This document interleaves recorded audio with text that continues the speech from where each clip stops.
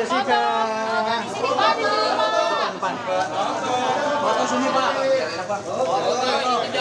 Sini Pak. Iya Pak, siswa tadi Pak. Kasih jalan, kasih jalan.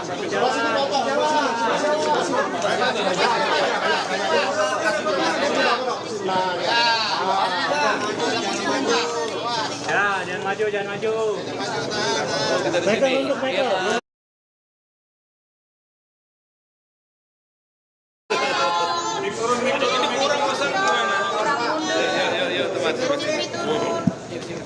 Biar saya tinggal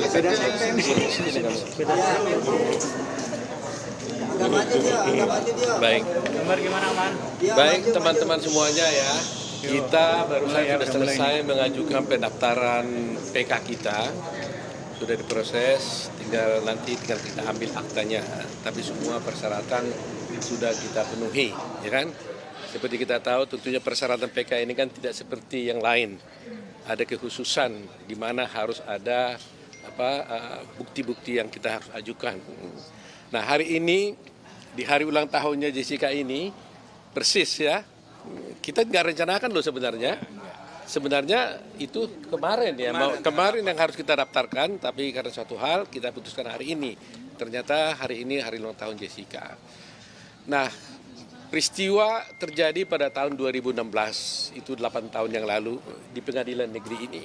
Itu mungkin Jessica sedikit agak tegang karena dia dulu datang sini selalu dengan baju putih ya, Jess ya. Dengan baju putih, dia bilang tadi saya waktu di mobil, dia bilang, waduh Om gimana, ini 28 tahun yang lalu saya agak sedikit trauma juga lihat pengadilan katanya. Tapi saya bilang kan suasananya kan berbeda. Dulu kan Anda dalam posisi ditahan, hari ini dalam posisi sudah bebas. Nah, seperti yang saya katakan tadi, kita memang menghadapi suatu pergumulan serius sebenarnya tentang rencana PK ini. Karena apa?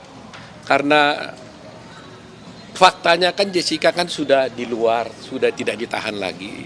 Sehingga secara badan, secara jasmani dia sudah bebas. Tetapi rupanya Jessica tetap mengatakan bahwa selama masih ada kesempatan yang diberikan oleh undang-undang atau hukum kepada saya untuk mengajukan PK, saya akan gunakan kesempatan itu, dia bilang. Nah, hari ini kita gunakan kesempatan itu karena ingin dia membuktikan dia tidak merasa melakukan perbuatan, tapi faktanya kan dia dihukum. Kami sebagai lawyer tetap menghormati apapun putusan hakim, kami hormati, tetapi karena ada hak untuk mengajukan PK, hak ini kita gunakan. Mudah-mudahan Mahkamah Agung nanti akan mempertimbangkannya dengan baik. Alasan PK kami ini ada beberapa hal. Pertama ada novum. Kedua ada kekhilafan hakim. Ya, kekhilafan hakim di dalam menangani perkara ini. Nah, tentu Anda bertanya, apa novum yang kami gunakan? Novum yang kami gunakan itu adalah berupa satu buah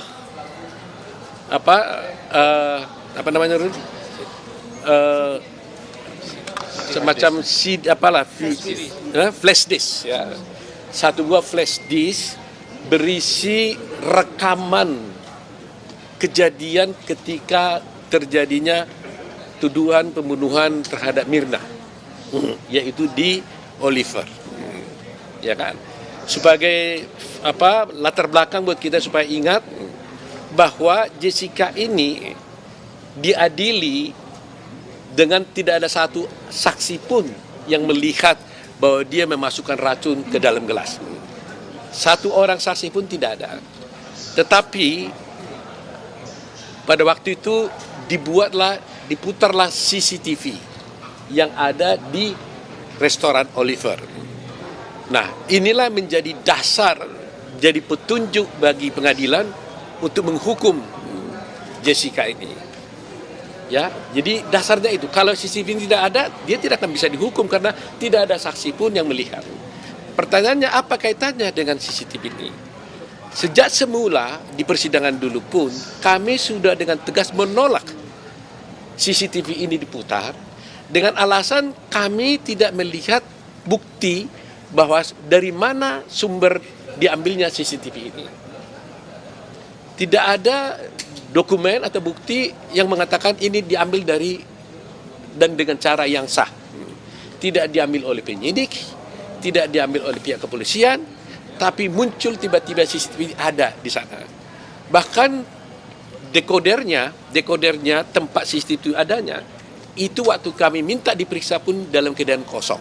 Nah, atas dasar itu kami lihat ternyata pas suatu peristiwa ada suatu tayangan CCTV itu ada dimiliki oleh seorang bernama siapa bapaknya?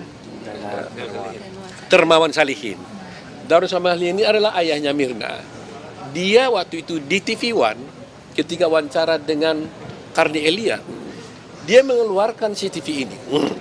Dia mengatakan bahwa ini adalah CCTV yang ada di Oliver dan tidak pernah ditayangkan di persidangan. Dan ini disimpan sama dia. Artinya, berarti seluruh rangkaian CCTV itu sudah terpotong-potong. Tidak utuh lagi pasalnya. Kalau ada pokoknya rekaman dari jam 6 sampai jam 6, ada yang hilang di dalamnya. Nah, salah satu diantaranya adalah yang diambil oleh bapaknya, yang itu Dermawan Salihin. Dan kami beruntung dan terima kasih kepada TV One, Pak Karni Elias, kami diberikan bukti ini secara resmi.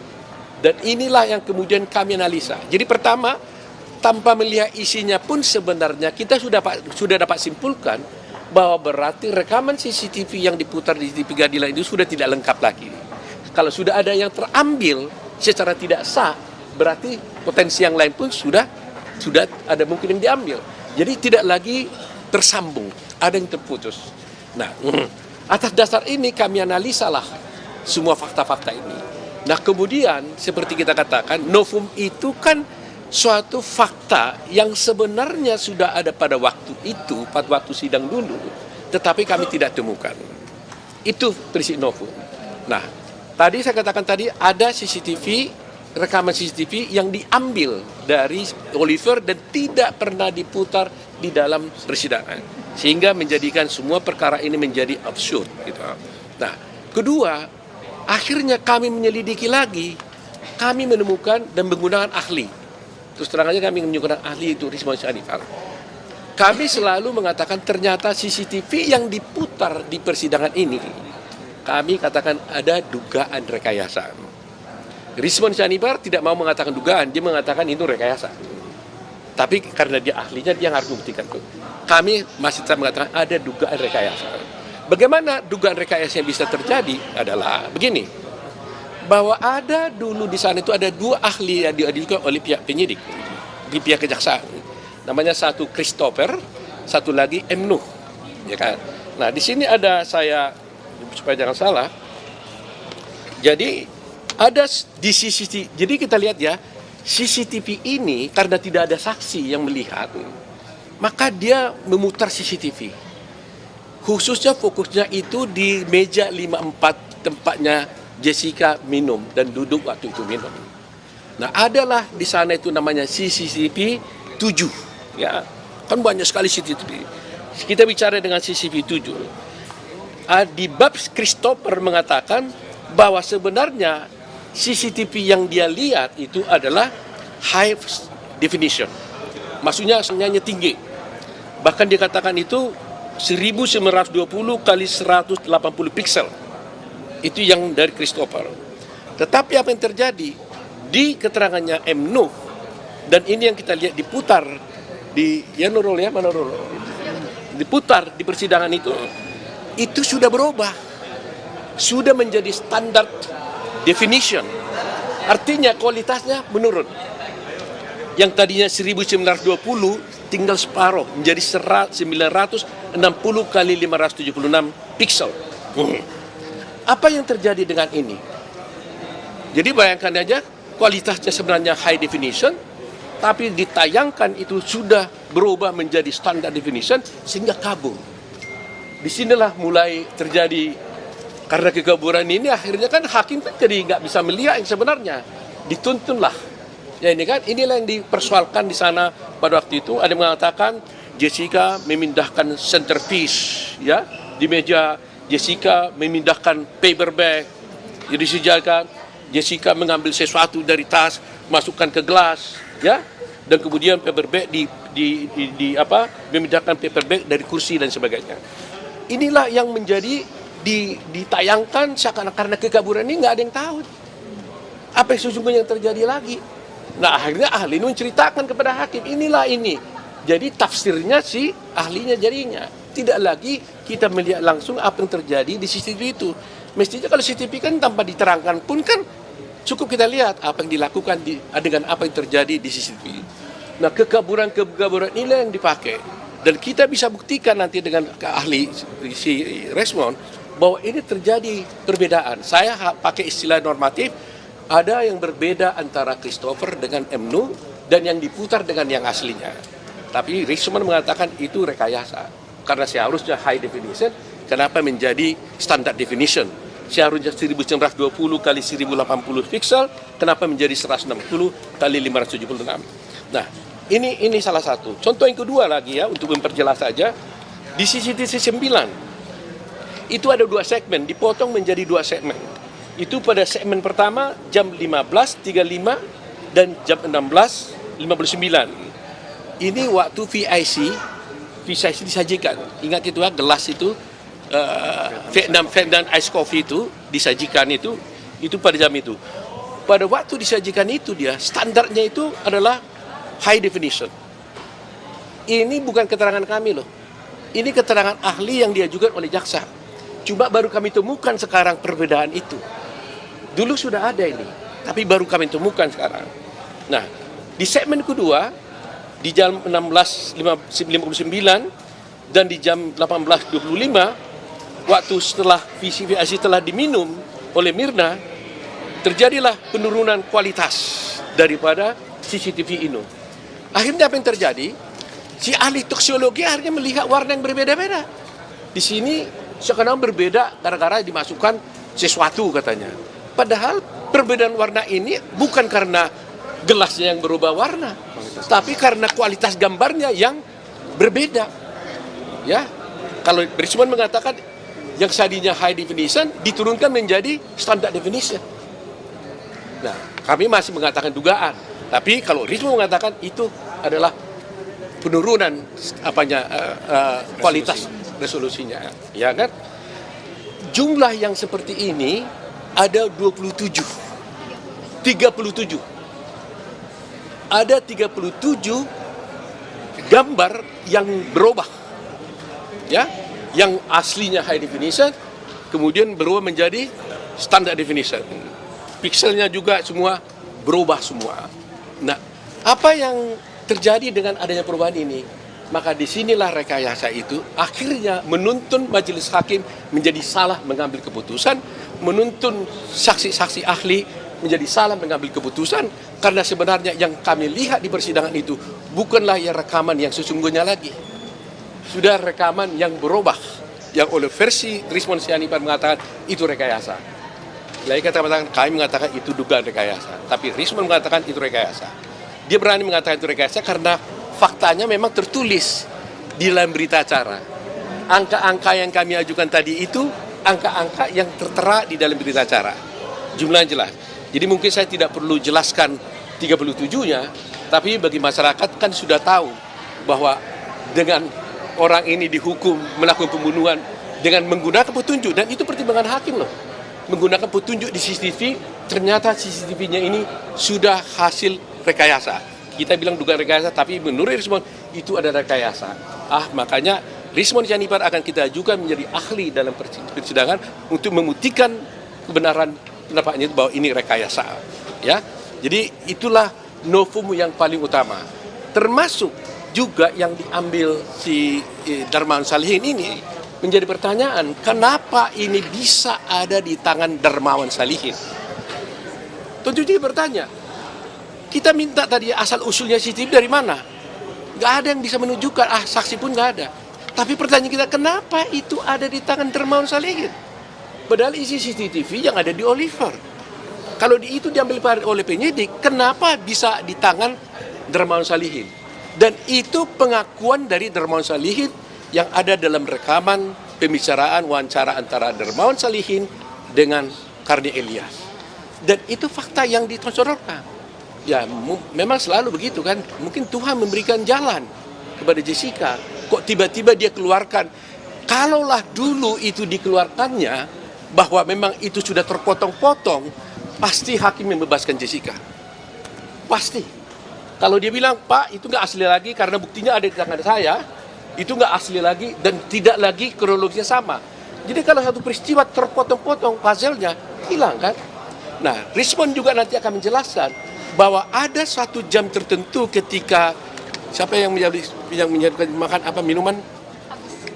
Agustinus dan yang buat itu Rangga. Ya, di situ di proses Rangga membuat kopi itu ada terhilang juga beberapa CCTV-nya. Jadi ada peristiwa-peristiwa sebenarnya yang ada, tapi oleh Rismond mengatakan ini hilang nih, gitu, terhilang dia. Kenapa? Kalaulah itu muncul, mungkin kita tahu apa yang sesungguhnya terjadi. Apakah memang kopi itu waktu di baristernya sudah ada suatu racun? Apakah di Agus Riono? Tapi dengan hilangnya peristiwa ini menjadi cukup dugaan buat kita untuk membuktikan bahwa bukan Jessica yang melakukannya. Jadi ini salah satu. Tapi peristiwa ini ada 37. Saya tidak mungkin perlu jelaskan di sini 37-nya. Tapi cukup bagi kita untuk meyakini bahwa CCTV itu adalah sudah ada, kami sudah ada hasil rekayasa berdasarkan keterangan Rismond, dan mudah-mudahan ini kami bisa buktikan di dalam persidangan. Nah, kedua, di samping novum tadi, kami juga mengajukan alasan kekeliruan hakim. Begini ini saya minta ini juga wartawan bisa menyebarluaskan informasi ini. Karena hanya dalam kasus Jessica inilah ada dituduh dia bersalah melakukan pembunuhan dengan racun tanpa korbannya tidak diotopsi. Semua pembunuhan di Republik ini pasti diotopsi. Kasus Sambo itu juga Brigadir J juga diotopsi. Kasus Vina yang 2016 pun itu juga dilakukan otopsi. Yang lain-lain juga dilakukan otopsi. Yang kemarin juga yang korban-korban ya Vina dan juga yang penjual goreng dan sebagainya, semuanya diotopsi. Pertanyaan saya, kenapa hanya satu-satunya Jessica dihukum tanpa otopsi? Adil nggak ini? Adil nggak? Kenapa? Nah, oleh karena itulah saya sebagai pengajar, saya mengajar kepada mahasiswa saya. Setiap mahasiswa saya bertanya, apakah otopsi mutlak diperlukan terhadap pembuktian seseorang mayat yang mati, seseorang yang mati di luar sakit tapi mati tiba-tiba apalagi dengan racun, apakah diperlukan otopsi? Saya selalu katakan mutlak diotopsi. Dan tanpa otopsi tidak ada case, no case ya without otopsi. Karena otopsi itu dipakai untuk alat untuk pembuktian di pengadilan, ya kan? Nah, oleh karena itu sampai sekarang Mahkamah Agung kami sudah meminta berkali-kali di dalam memori kami hendaknya membuat suatu keputusan. Apakah memang otopsi itu mutlak diperlukan? Apakah otopsi ini boleh tanpa diotopsi bisa dinyatakan dia mati karena racun? Dan diketahui pula lagi matinya karena sianida. Ini buat kita mungkin biasa, tapi bagi hukum, bagi keadilan ini sangat penting. Jadi karena ini tidak dipertimbangkan oleh hakim di dalam pertimbangannya, kami menganggap ini hal yang baru. Kami menuntut untuk memintalah appeal lah ya kepada Mahkamah Agung, buatlah putusan. Kalau hakim Mahkamah Agung mengatakan nggak apa-apa tanpa otopsi bisa dinyatakan dia mati karena racun, itulah putusan hakim. Ya kan? Walaupun kalau memang harus dengan otopsi, bebaskanlah Jessica. Karena dia tidak pernah, korbannya tidak pernah diotopsi. Bayangkan orang mati tiba-tiba di sana. Lantas hakim mengatakan dia itu mati karena racun dan dia tahu pula itu adalah racunnya sianida tanpa diotopsi. Bagaimana ini bisa terjadi? Nah, ini salah satu yang kami perjuangkan. Kedua, juga kami punya bukti dan mudah-mudahan kami bisa diizinkan membuka di persidangan. Itu jumlah kopi sisanya kopi yang ada dicek di Mabes Polri itu itu sesungguhnya itu tidak cocok lagi dengan aslinya. Kami ada hitungan-hitungannya dan kami sudah membeli gelas yang sama dengan itu dan kami akan bisa buktikan nanti bahwa itu adalah melebihi. Jadi kalau dicek kembali, sisa itu tidak mungkin seperti itu. Ya, dan itu kita menjadi alasan kita untuk PK. Nah, ketiga yang paling sangat penting adalah ketika Jessica dituduh melakukan pembunuhan, Mirna dibawa ke rumah sakit, kemudian dokter memeriksa cairan di lambungnya 70 menit setelah Mirna meninggal. Ya kan, setelah Mirna meninggal, ternyata hasilnya adalah negatif sianida. Tidak ada sianida di lambungnya 70 menit setelah dia meninggal. Ya. Tapi coba bayangkan, berarti kan negatif sianidanya. 3 hari kemudian, setelah diformalin, bahkan akan mau dikubur lagi nanti Mirnanya, diperiksa kembali lambungnya, dinyatakan ternyata ada sianida 0,2 miligram. Pertanyaannya, mungkin nggak dari tiada menjadi ada? Orangnya udah mati. Kalau orangnya sudah mati, maka dari adanya, kalau ada tadinya di sana sianida, bisa hilang karena sudah mati, karena waktu. Tapi kalau umpamanya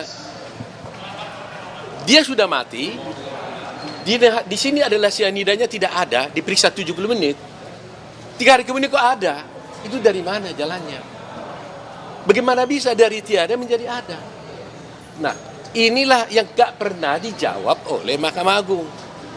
Jadi kami meminta Mahkamah Agung, tolong jelaskan apa pendapat Mahkamah Agung tentang ini. Apakah Mahkamah Agung percaya bahwa orang sudah mati bisa bertambah cairan di tubuhnya dari luar? Atau dari mana? Bisa dijelaskan. Karena di dalamnya waktu 70 menit tidak ada sianida itu. Kok tiba-tiba 3 hari kemudian jadi ada? Dari mana? Nah, itulah yang ingin kami jelaskan. Jadi masih banyak ya yang dulunya sudah ada, tapi kami tidak mengajukan ini karena tidak dipertimbangkan. Dari kalimat kuncinya adalah semua ahli yang kami ajukan dalam persidangan dulu, baik yang dari Melbourne, baik dari Sydney, baik dari Indonesia, baik dari Gold Coast ya, si Beng Beng Ong ya, itu satu pun tidak pernah dipertimbangkan. Nggak pernah dipertimbangkan. Seharusnya putusan yang benar haruslah memberikan pertimbangan yang cukup. Kalau dipertimbangkan, dia tolak kesaksian itu haknya Mahkamah Agung. Saya tidak setuju dengan ini katanya. Tapi ini nggak pernah dipertimbangkan. Yang dipertimbangkan hanyalah dakwaan daripada jaksa. Nah, ini adalah suatu kesalahan. Kalau begitu, apa gunanya kami ajukan ahli-ahli itu? Seharusnya kalau Pak Hakim tidak setuju, dia bilang kami nggak setuju dengan pendapat ini. Tapi jangan diabaikan begitu saja gitu. Nah, itulah mungkin alasan-alasan utama kami. Ya, nanti mungkin kami bisa jelaskan lebih dalam lagi. Tapi tujuan kami di sini adalah bahwa selalu mencari keadilan. Ya. Jadi kami di sini sebagai lawyer memberikan akses to justice ya. Akses kepada Jessica untuk mendapatkan keadilan dan itu adalah tugas kami. Ya, terima kasih kawan-kawan semuanya ya. Ada pertanyaan? Penegasan berarti artinya mempunyai data video CCTV keseluruhannya yang selama ini dibuat keseluruhannya berarti dibuat semua. Jadi gini, kita minta dulu kan nggak pernah dikasih. Termasuk Christopher dan Emnu waktu mereka bersaksi nggak dikasih.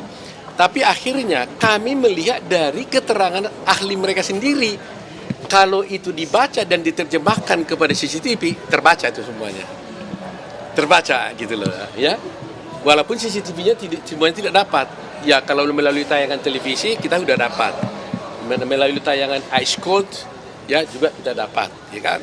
Tetapi kan karena kami tidak dapat, kami menerjemahkan semua CCTV itu dari berita acara yang diterangkan oleh Emnu dan juga oleh Christopher. Betul. Ya. Anda mungkin yang tahu lah soal itu ya. Kita nggak dalam posisi untuk mengatakan siapa yang melakukan rekayasa, tapi yang pasti kami menduga itu rekayasa. Ahli kami mengatakan itu bukan dugaan, tapi itu udah rekayasa. versinya Rismon Yani Pak. Gitu. Jadi permohonan kepada MA, apakah menunjukkan putusan hakim atau apa? Ya, kita butuhkan kalau permohonan kita kan dengan adanya bukti-bukti ini, kalau tadinya ini hakim tahu bahwa itu rekayasa, maka pasti dong hakim membebaskan dia.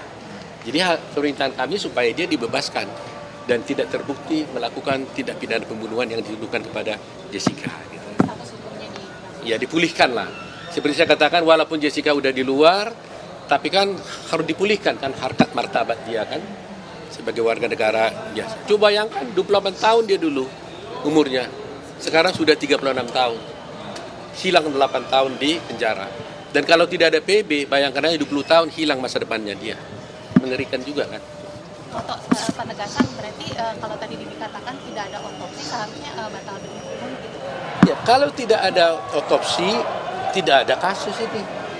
Bahkan Krishnamurti sendiri juga mengatakan, kita bisa nonton di film Ice Cold itu, dia bilang no autopsy, no case.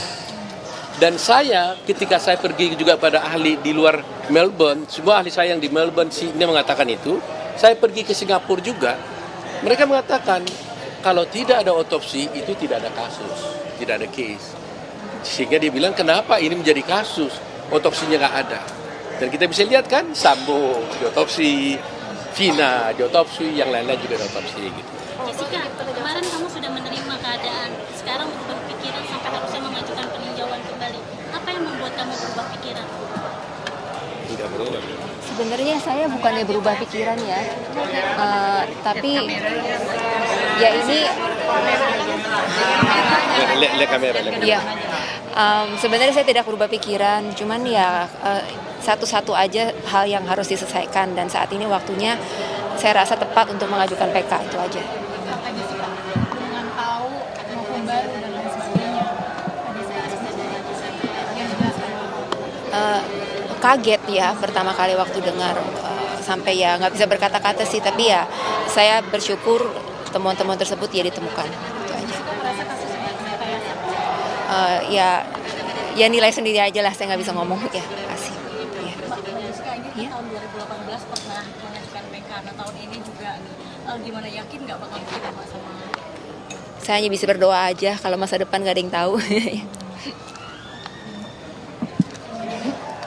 Dan Kalau terakhir kalau penegasan tadi flash di situ videonya belum diberikan oleh pihak TV One, kalau seperti apa kalau ya jadi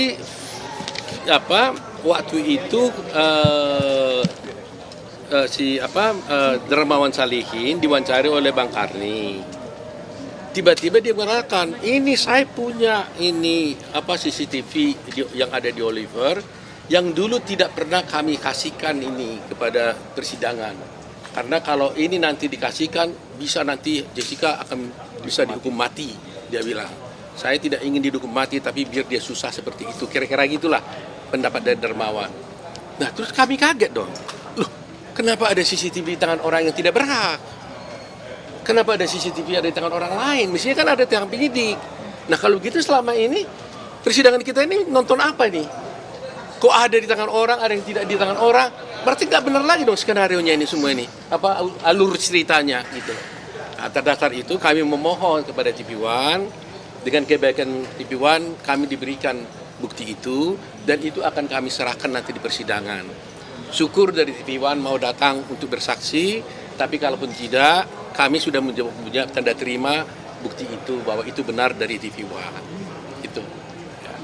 Ya, saya bagaimanapun televisi kan harus mencari keadilan dan kebenaran kan. Jadi terima kasih buat TV One, Bang Karni khususnya. Ya, terima kasih. Ya, terima kasih. Ya, terima kasih. Selamat ulang tahun ya. Terima kasih.